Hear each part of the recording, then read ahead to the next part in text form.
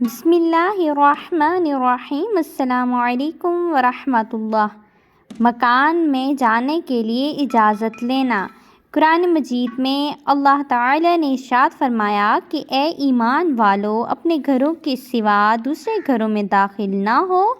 جب تک اجازت نہ لے لو، اور گھر والوں پر سلام نہ کر لو، یہ تمہارے لیے بہتر ہے تاکہ تم نصیحت پکڑو،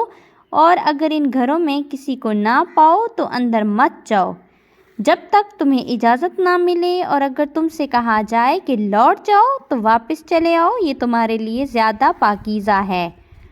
جو کچھ تم کرتے ہو اللہ تعالیٰ اس کو جانتا ہے، اس میں تم پر کوئی گناہ نہیں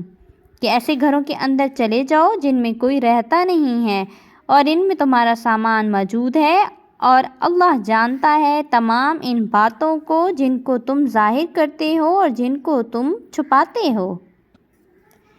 جب کوئی شخص دوسرے کے مکان پر جائے تو پہلے اندر آنے کی اجازت حاصل کرے، پھر جب اندر جائے تو پہلے سلام کرے، پھر اس کے بعد بات چیت شروع کرے، اور اگر جس شخص کے پاس گیا ہے وہ مکان سے باہر ہی مل گیا تو اب اجازت طلب کرنے کی ضرورت نہیں، سلام کریں پھر کلام شروع کر دیں۔ کسی کے دروازہ پر جا کر آواز دی اور اس نے اندر سے کہا کون، تو اس کے جواب میں یہ نہ کہیں میں، جیسے کہ آج کل بہت سے لوگ میں کہہ کر جواب دیتے ہیں۔ اس جواب کو حضور اقدس صلی اللہ علیہ وآلہ وسلم نے ناپسند فرمایا،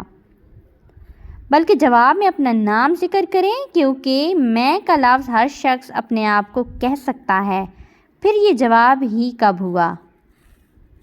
اگر تم کسی کے مکان پر جا کر اندر داخل ہونے کی اجازت مانگی اور گھر والے نے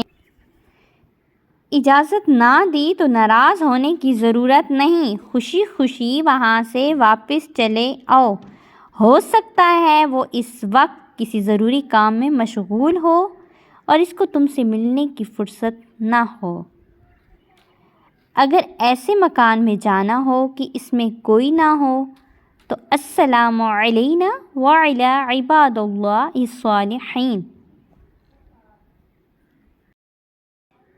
اگر ایسے مکان میں جانا ہو کہ اس میں کوئی نہ ہو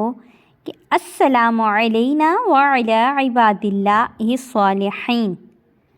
فرشتے اس سلام کا جواب دیں گے، یا اس طرح کہیں کہ السلام علیکا ایھا النبی، کیونکہ حضور اقدس صلی اللہ علیہ وآلہ وسلم کی روح مبارک مسلمانوں کے گھروں میں تشریف فرما ہوا کرتی ہے، تو اس لیے یہ بہتر ہے اس طرح کہنا۔